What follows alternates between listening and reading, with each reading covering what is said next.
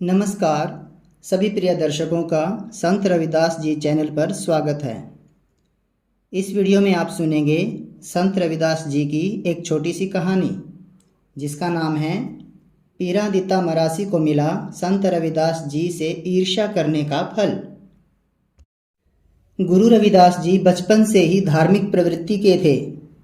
वे सबका भला चाहने वाले महापुरुष थे। उनके हृदय में सबके लिए प्यार था।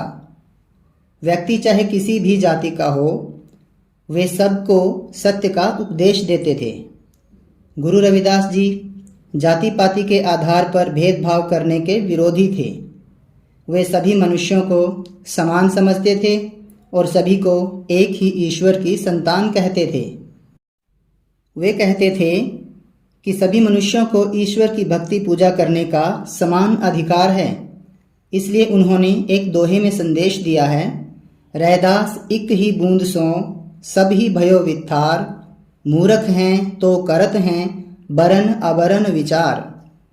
और एक और दूसरे दोहे में कहते हैं, जन्म जात मत पूछिए का जात अरुपात, रैदास पूत सब प्रभु के कोई नहीं जात कुजात।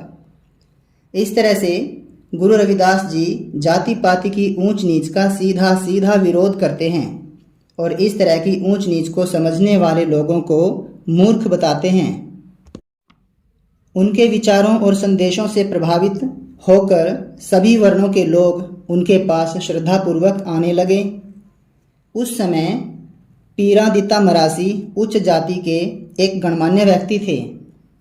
उसको संत रविदास जी का निम्न जाति में होने पर भी इतना सम्मान होना अच्छा ना लगा। उसको गुरु रविदास जी से ईर्ष्या होने लगी। इस ईर्ष्या के कारण पीरादिता मरासी ने गांव से दूर एक सुनसान जगह पर उनके समाज के और ब्राह्मण समाज के गणमान्य लोगों की एक सभा बुलाई। इस सभा में पीरादिता मरासी ने ब्राह्मणों के साथ मिलकर गुरु रविदास जी को मारने की योजना बनाई। माना जाता है कि गुरु रविदास जी को अपनी आध्यात्मिक शक्ति के कारण पहले ही इस योजना का पता लग गया था। पीरादिता मरासी और ब्राह्मणों की योजना के अनुसार गुरु रविदास जी को गांव के बाहर सुनसान जगह पर सभा में बुलाने के लिए उनके ही एक साथी भल्लानाथ को भेजा जाता है। भल्लानाथ झूठ और धोखे से गुरु रविदास जी को सभा में ले जाते हैं।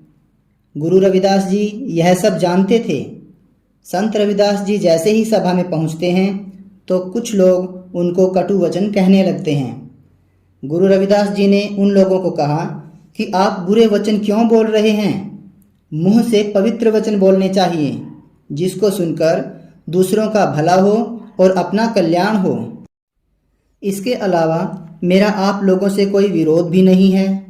मेरे लिए तो सभी ईश्वर की संतान हैं और समाज में एक समान हैं। विवेकी लोग तो संत रविदास जी के अमृत वचन सुनकर प्रभावित हो गए, परंतु जो दुष्ट प्रवृत्ति के थे वे मारने पर उतारू हो गए। ऐसा देखकर गुरु रविदास जी ने प्रभु को पुकारते हुए कहा, राम गुसैया जिय के जीवना, मोहि न बिसारहु मैं जन तेरा, मेरी हरहु विपत्ति जन करहु सुभाई, चरण न छाड़ौ शरीर कल जाई, कहु रविदास परऊ तेरी सांभा, बेगी मिलहु जन करी न विलांभा। जब गुरु रविदास जी ने ऐसा कहा तो एक तेज प्रकाश निकला, जिससे सभी चौंधिया गए और भ्रमित से हो गए। उनको उनके ही एक साथी भल्लानाथ में गुरु रविदास जी सा भ्रम दिखने लगा। इस प्रकार उन्होंने अपने ही साथी भल्लानाथ को गुरु रविदास समझकर मार डाला। जब वे सभी लोग मारकर जाने लगे तो उनको सामने गुरु रविदास जी खड़े नजर आए और वे सभी हैरान रह गए तथा सोचने लगे कि यदि गुरु रविदास यहाँ हैं तो उन्होंने वहाँ किसको मार डाला है। उन्होंने वापस जाकर देखा तो पाया कि उन्होंने अपने ही साथी भल्लानाथ को मार दिया है। यह देखकर उनको बहुत पछतावा हुआ और ऐसा एहसास हुआ कि संत रविदास जी कोई साधारण मानव नहीं हैं, बल्कि परमात्मा का ही स्वरूप हैं।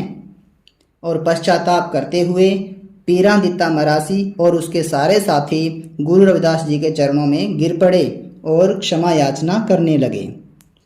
बोलिए संत शिरोमणि सद्गुरु रविदास जी महाराज की जय।